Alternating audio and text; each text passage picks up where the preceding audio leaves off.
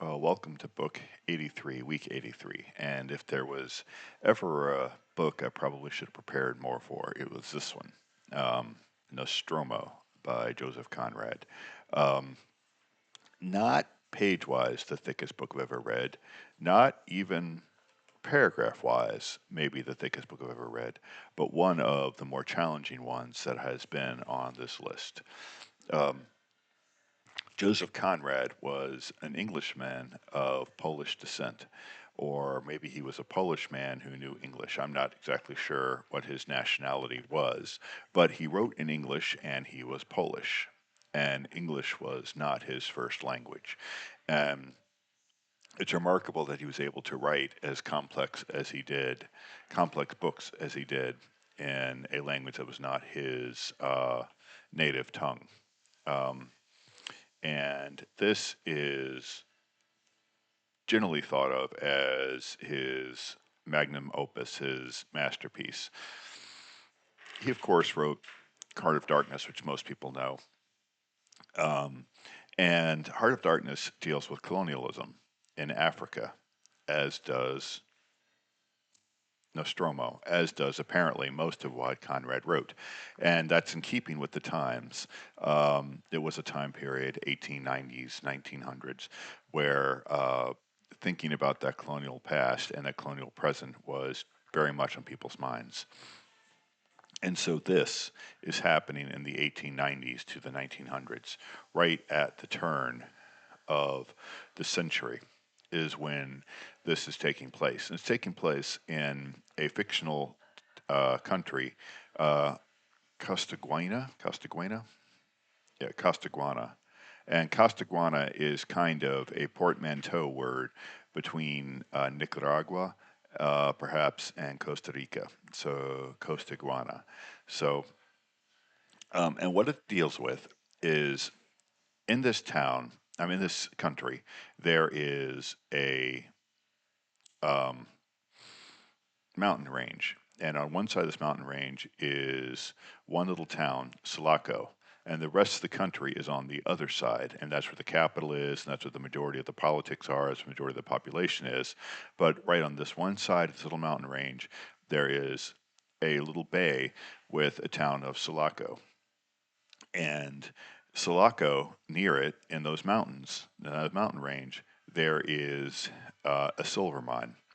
And that silver mine had been a source of both wealth and conflict in a previous generation to when the book occurs.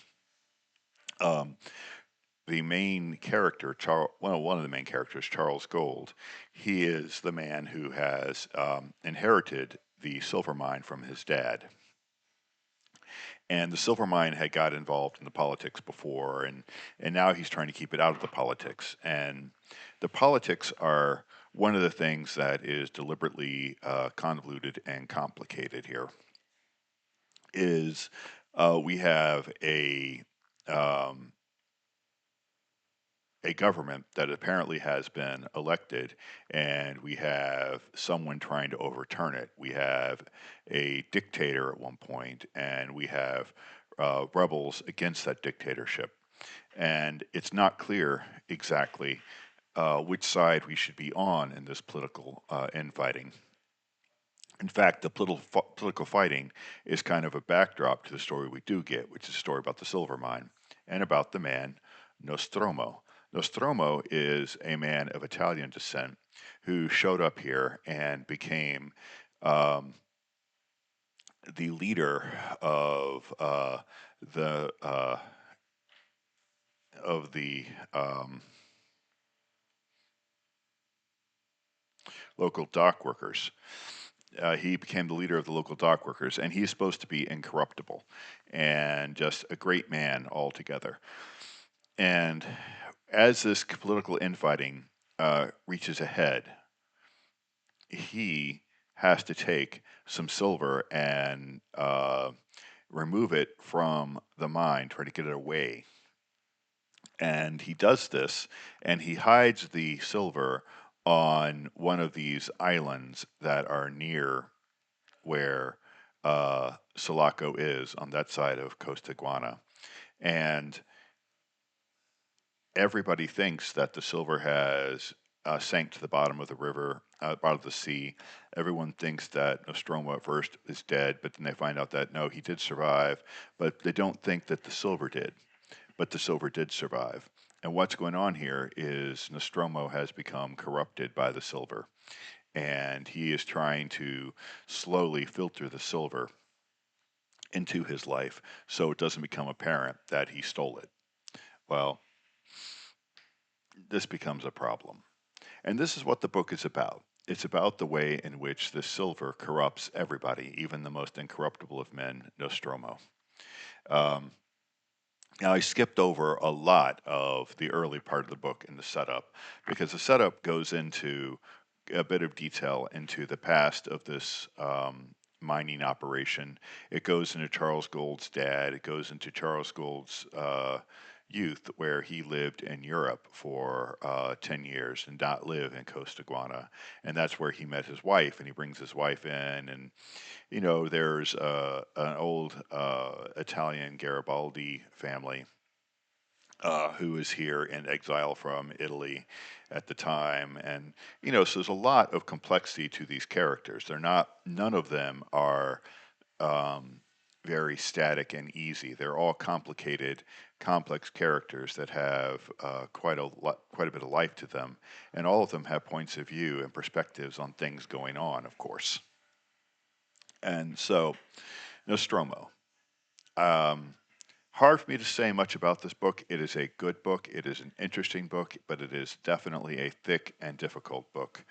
Um, what I got out of it, just the way in which corruption happens, and the way in which good people are led astray by the possibility of untainted wealth, the way in which part of Nostromo's issue here is he is treated a bit like crap by other people who assume his incorruptibility. And so that's part of what's going on here is that sort of colonial mindset. Also, bear in mind that Charles Gould is English. Nostromo is Italian. This is taking place in a South American country. Um, the South American politics are the politicians are trying to make use of this silver either for their own enrichment or for the betterment of the country. But in any case, the silver and its benefits are going to Charles Gould. They're going to his American backer. They're not going to the local country. They're not going to the local environment. And in the infighting between the two parts, actually getting control of this silver is equivalent to getting control of the politics. It's not necessarily about bettering the lives of anybody. And so this is an examination, a deep examination into some of the colonialism and some of the problems that colonialism was causing. Did colonialism cause the corruption? No. But it made use of it and it exacerbated it. It's more like a catalyst for corruption and sort of an accelerator for the corruption, I suppose. Interesting book, good book, but not an easy one.